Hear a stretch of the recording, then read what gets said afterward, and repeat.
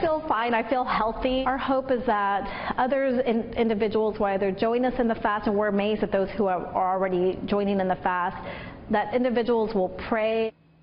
Texas State Representative Victoria Neve on a hunger strike for a couple of days now, at least until tomorrow. She does not like Texas's push to ban cities, counties, and universities from becoming sanctuary zones to protect illegals, including criminals. Joining me now is Ruth Johnston Martin. Her husband, a police officer, Don Johnston, he died basically from complications after he saved the life of a senior citizen, but he was shot and paralyzed by an illegal immigrant from Asia. Her husband passed away about a decade after this horrific disgrace of a crime due to related injuries.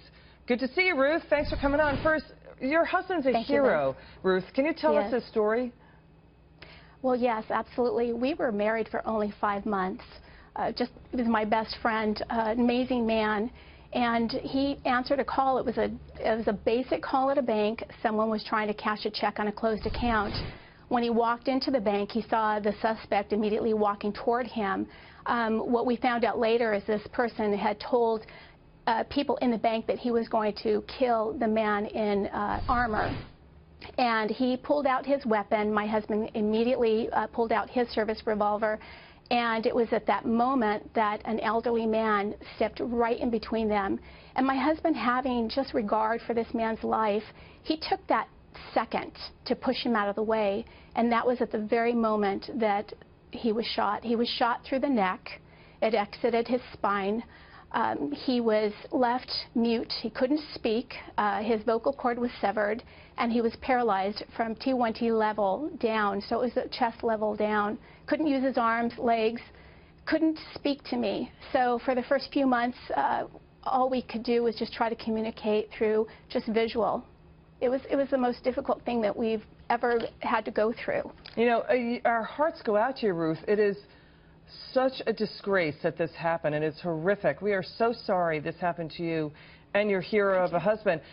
We would like your thoughts on Congresswoman Nancy Pelosi. She says that anti-sanctuary city legislation is driving fear in her congressional district. What doesn't she understand about families like yours? I think that if she took a moment to speak to our families, to understand just the trauma, the tragedy, and it's a domino effect. My husband and I wanted to have a family. We had hopes of owning a home together and growing old together. I don't have children. So when that act was committed, it took away the family that I truly wanted to have. I think that she's lost her way. I think that if she had an opportunity just to sit round table with some of the family members that you just aired, Laura Wilkerson and Dan Golvich, we've all lost someone that we love tremendously. Now, the prosecutor in the case told me and my husband at his sentencing that this man that shot him was in this country illegally. That's all I know. Because of the laws of the state of California, I don't know the specifics on the case, but this man had been arrested days before he shot my husband. Now, it goes back to that whole story about the detainers. We should be able to entrust that when there is an illegal alien or a refugee who is here past his visa and he has committed a crime, I should be notified. Yeah. End of story. And unfortunately, you have individuals who are on hunger strikes. That, to me, is a little almost comical, because you're talking about praying and fasting over a criminal act. Ruth Johnston. Doesn't make any sense. Yeah, we hear you loud and clear, Ruth Johnston Martin.